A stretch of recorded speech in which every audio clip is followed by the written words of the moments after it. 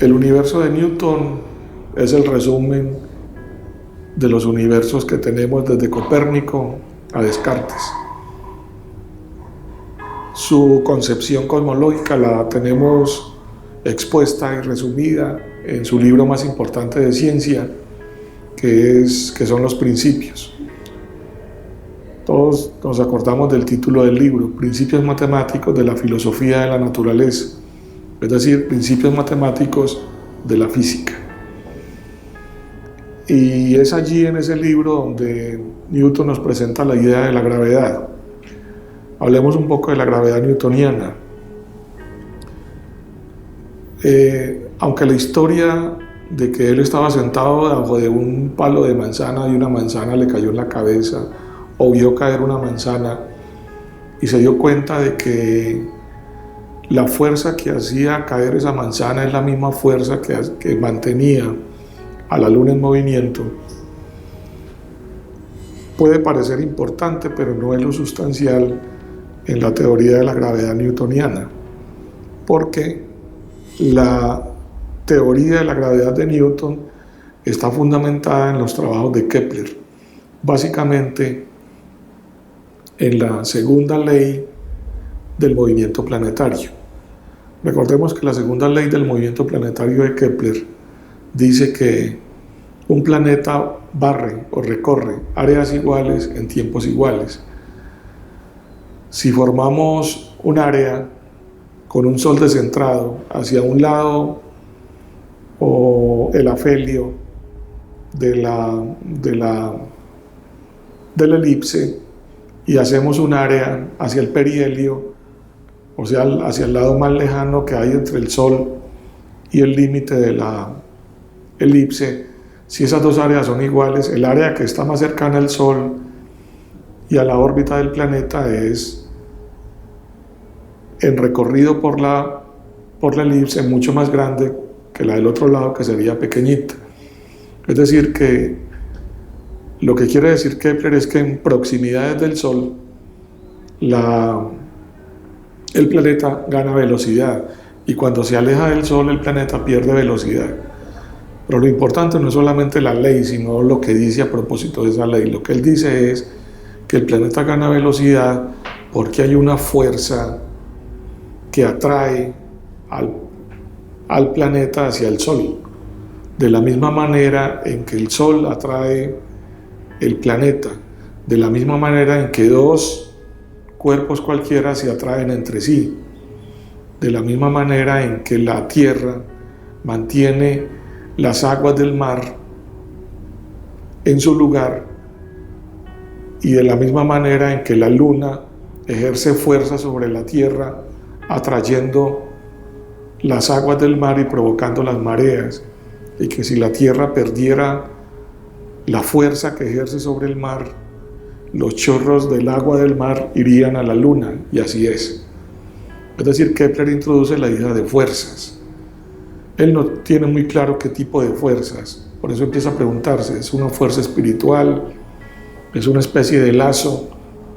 Y finalmente concluye con una fuerza magnética, es decir, una fuerza de atracción, en donde el Sol ala el planeta, le hace ganar velocidad, y cuando está cerca al Sol llega a una máxima velocidad, cuando se aleja del Sol lo atrae hacia sí, le hace perder velocidad, y en la curva de la elipse va a una velocidad mínima, y así es. Entonces Kepler introduce la idea de fuerza, de una fuerza de atracción, que es el mismo tipo de fuerza del cual hablará Newton. La cuestión es que Newton está convencido que es una fuerza magnética o una fuerza electromagnética, y lo que hace Newton es hacer un cálculo matemático de esa fuerza. Ahora bien, una cosa es el cálculo matemático de esa fuerza, o sea, la fórmula matemática que explica la gravedad, y otra cosa es la onda gravitacional como tal. Es decir, que a Newton sus contemporáneos le preguntaban, como nosotros podemos preguntarle a la obra newtoniana, ¿de qué manera una fuerza electromagnética va del Sol a un planeta y lo hace mover? A través del espacio vacío. E introducimos ahí la idea del espacio vacío, porque el espacio vacío no había sido corriente en la física clásica.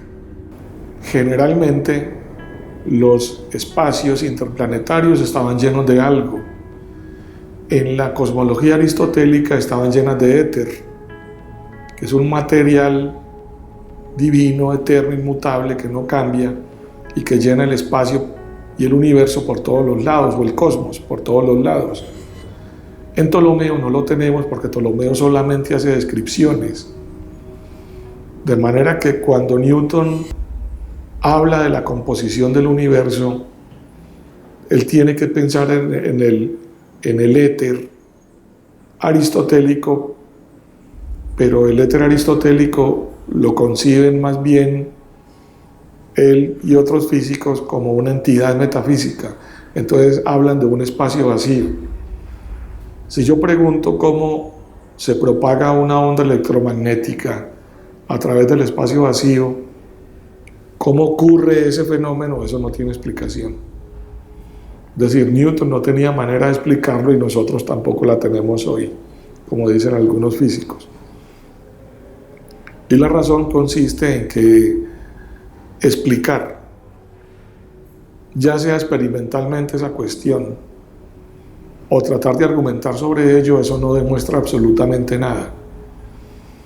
Por lo que, si el cosmos newtoniano es un cosmos que piensa en que hay espacio vacío entre planeta y planeta, o entre el Sol y los planetas, esa cuestión no estará resuelta definitivamente, y será la razón por la cual la física del siglo XIX introducirá otra vez el éter aristotélico, ya con el título no de éter aristotélico, sino de otro tipo de éter, dependiendo de para qué se necesita el éter.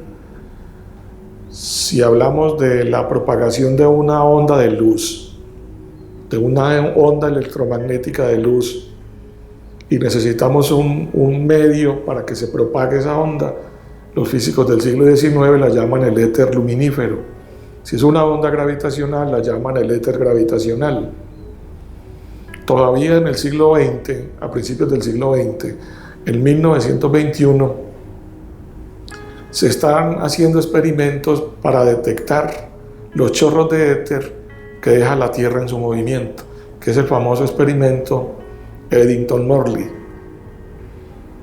Lógicamente, el aparato no demostró nada, pero eso no lleva a una solución concluyente, pues al fin y al cabo ellos pueden decir, o creo que lo dijeron, de que el aparato estuvo mal construido y por lo tanto no pudo detectar los chorros de éter que deja la Tierra. De manera que nosotros dejamos la idea del espacio lleno de éter del siglo XIX con la teoría de la relatividad de Einstein en 1905, con la teoría especial que supone el movimiento de la luz, que es una onda electromagnética, a una velocidad límite que son 300.000 kilómetros por segundo en el vacío. O sea que se da como un supuesto la existencia del vacío, y se supone que se parte de la suposición de que el espacio vacío existe.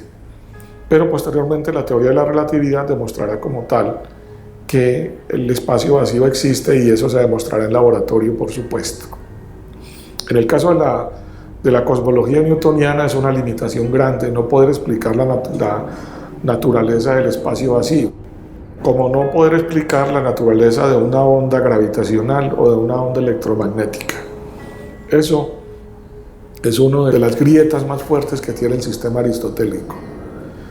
En cuanto a los movimientos planetarios, como las conocemos nosotros hoy, como movimientos elípticos, lo que hace Newton es darle la carta de ciudadanía, lógicamente, a las teorías de Kepler, a las tres leyes de Kepler, incluso la tercera ley, que es la que habla de a qué distancia media se encuentra el Sol de los planetas.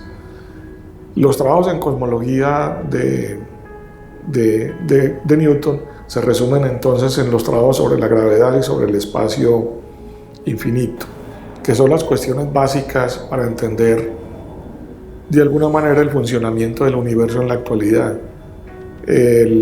Este tipo de cosmología, lógicamente, no agota la cosmología contemporánea, solamente una partecita y el punto de partida para los desarrollos de la cosmología contemporánea. Muchas gracias.